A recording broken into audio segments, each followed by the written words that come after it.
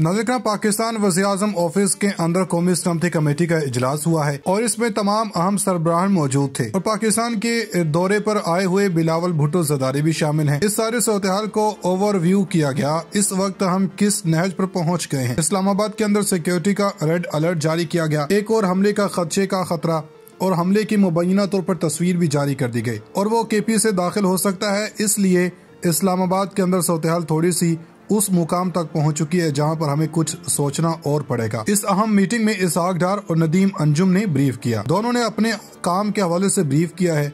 एक तो इकोनॉमी की सूरत-ए-हाल और दूसरी अमन अमान की सूरत-ए-हाल के बारे में बताया गया। जब ये रेड अलर्ट वफाकी दारुल-हुकूमत में आया है, मगर डेरा इस्माइल खान में पुलिस चौकी पर रॉकेटों से हमला किया गया। इसके अलावा पाकिस्तान की पोर्ट्स की सिक्योरिटी भी हाई अलर्ट कर दी गई है, जिससे आप अंदाजा कर सकते हैं कि हम किस सूरत-ए-हाल में से गुजर रहे हैं। सिर्फ यहाँ तक नहीं है बल्कि पाकिस्तान की जानब से जो पाकिस्तान के अंदर मुख्तलिफ ममालिक के सफ़ीर हैं, जो हाई कमीशन है, इनके अमले को फुल प्रूफ सिक्योरिटी देने की बात की गई है। कानून नाफिज करने वाले इदारों ने मुकम्मल तहफ़्फ़ुज़ देने का ऐलान कर दिया है। एक वक्त था जब ब्रिटिश एयरवेज की परवाजें शुरू हुई, क्रिकेट शुरू हुई, अक़वाम मुत्तहिदा ने हमें अपनी रेड लिस्ट से निकाल दिया। लेकिन एक बात याद रखें कि पाकिस्तान की इकोनॉमिक सूरत-ए-हाल इन चीज़ों का साथ नहीं दे रही है। स्टेट बैंक के ज़खायर 5.8 अरब डॉलर तक पहुंच गए हैं और हैरान कुन तौर पर इस वक्त रियासत पाकिस्तान से कमर्शियल बैंकों के पास डॉलर ज्यादा हैं। कमर्शियल बैंकों के पास 5.8 अरब डॉलर्स हैं। अब इसका हल क्या है? इसका हल तो ये होना चाहिए था कि हम सब बैठकर इस मसले का हल निकालते हैं, मगर हम इस पर हैं कि तहरीक इंसाफ के 22 लोगों को तोड़ लें। अब दूसरी खबर भी सुन लें कि हम बजाय इसके इमरान खान को सिस्टम इन करके सिस्टम को बेहतर करते हैं, लेकिन हमने तो इमरान खान को माइनस करना है। सिर्फ माइनस नहीं करना बल्कि इमरान खान के तोड़ के लिए पूरे मुल्क में ऐसी फोर्सेस को इकट्ठा करना है जिस तरह MQM के तमाम दड़ों को इकट्ठा किया जा रहा है। डॉक्टर फारूक सत्तार समेत सबको इकट्ठा किया जा रहा है और कामरान टेसोरी जो कि गवर्नर सिंध हैं, जिनके बारे में शहबाज शरीफ कहते हैं कि मैंने इनको गवर्नर नहीं लगाया। खबर यह है कि खालिद मकबूल सदीकी के नाम पर सब मुतफिक हो गए हैं। इसके नाम पर क्यों नहीं होंगे? इनकी क्या मजाल है? जब इनको चाबी मिलेगी तो इसके बाद ये कैसे आगे नहीं बढ़ सकते? लोग ये कह रहे हैं कि जो काम कोई और नहीं कर सका कामरान टेसोरी ने कर दिया, मगर असल कहानी यह है कि ये इमरान खान को टैकल करने के लिए ये सब किया गया। एक बार फिर रियासत की ये गलती होगी अगर कहीं ना कहीं सपोर्ट मिली। फवाद चौधरी ने ट्वीट किया कि कराची का शहर रोशनियों का शहर था। फिर इस्टेब्लिशमेंट को ख्याल आया कि हमारी पार्टी होनी चाहिए। सारे गुंडे इकट्ठे करके पार्टी बना दी गई और अब फिर ख्याल आया कि तहरीक इंसाफ को रोकना है तो बारूद का ढेर इकट्ठा करके शहर में चिरागां करने की कोशिश की जाएगी। इसका मकसद सिर्फ और सिर्फ इमरान खान को तोड़ना है, लेकिन इससे पाकिस्तान को जितना नुकसान होगा वो सब जानते हैं। फवाद चौधरी कहते हैं कि एक मंसूबे के तहत पाकिस्तान से जमहूरियत ख़त्म की जा रही है। चीज़ें आगे जाने के बजाय पीछे जा रही हैं। इस्लामाबाद में बलदियाती इलेक्शन का मामला था तो इलेक्शन कमीशन ने कहा कि ये हमारी जिम्मेदारी नहीं थी, ये वफाकी और सूबाई हुकूमतों की जिम्मेदारी है। इन्हें इलेक्शन शेड्यूल जारी होने से रोकें और ये हुकूमतें कवानीन में तरमीम ना कर सकें। लेकिन जब 9 अप्रैल का मामला था तो अदालतों को कहा था कि हम फौरी इलेक्शन नहीं करवा सकते। अब हुकूमत और इलेक्शन कमीशन एक पेज पर नजर आ रहे हैं। वो कह रहे हैं कि 4 महीने तक करवा लें, हम तैयार हैं। यही बात फवाद चौधरी ने कहा कि इलेक्शन कमीशन अमली तौर पर विफाकी हुकूमत में जम हो चुका। पहले बुनियादी जमहूरी हकूक सलब हुए, प्लानिंग के तहत जमहूरियत खत्म की जा रही है, इदारे खत्म किए जा रहे हैं। इलेक्शन कमीशन मिलकर विलन का काम कर रहे हैं। इलेक्शन कमीशन ने इस्लामाबाद बलदियाती इंतखाबात के लिए 15 करोड़ से ज्यादा मुख्तस किए, जिसमें तैयारियों में 5 करोड़ से ज्यादा खर्च हो चुके हैं। लेकिन कोई इतनी बड़ी बात नहीं है। ये हमारी जेब से चले भी गए तो कोई मसले की बात नहीं।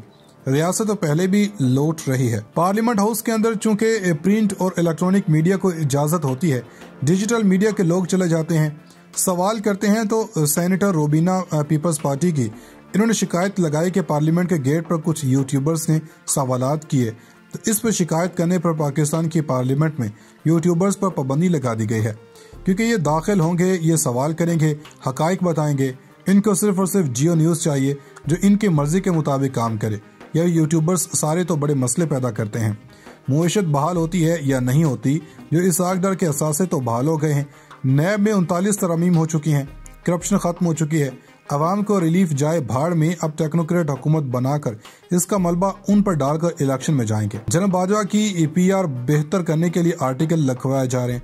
अब हामिद मीर जैसा बंदा कह रहा है कि इमरान खान को चाहिए जनरल बाजवा के बारे में वो 2-3 नहीं 5-6 ऐसी बातें बता सकते हैं जिससे मुल्क में तूफान बर्पा हो सकता है, मगर वो बताएंगे नहीं।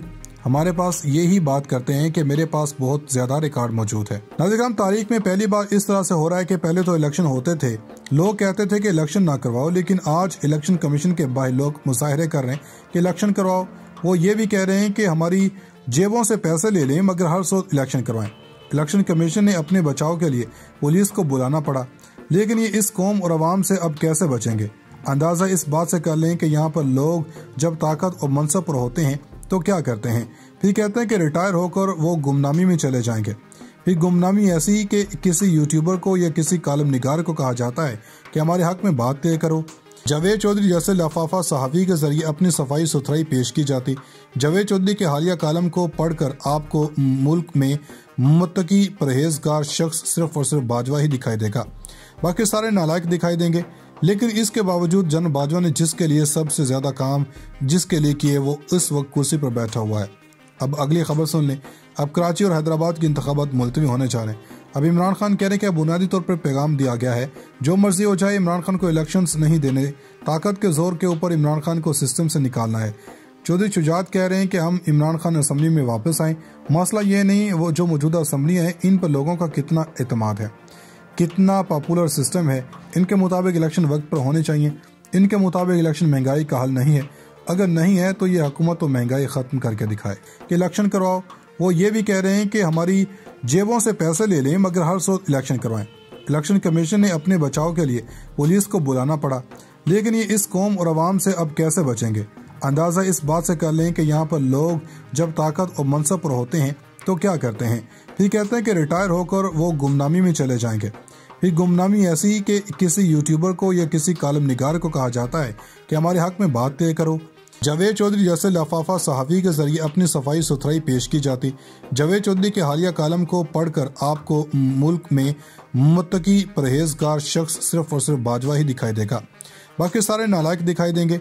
लेकिन इसके बावजूद जनरल बाजवा ने जिसके लिए सबसे ज्यादा काम जिसके लिए किए वो इस वक्त कुर्सी पर बैठा हुआ है। अब अगली खबर सुन लें। अब कराची और हैदराबाद के इंतखाबात मुलतवी होने जा रहे हैं। अब इमरान खान कह रहे हैं कि बुनियादी तौर पर पैगाम दिया गया है, जो मर्जी हो जाए इमरान खान को इलेक्शंस नहीं देने, ताकत के जोर के ऊपर इमरान खान को सिस्टम से निकालना है। चौधरी शुजात कह रहे हैं कि हम इमरान खान असम्बली में वापस आए। मसला ये नहीं वो जो मौजूदा असम्बली है इन पर लोगों का कितना एतमाद है, कितना पॉपुलर सिस्टम है। इनके मुताबिक इलेक्शन वक्त पर होने चाहिए। इनके मुताबिक इलेक्शन महंगाई का हल नहीं है। अगर नहीं है तो ये हुकूमत तो महंगाई खत्म करके दिखाए।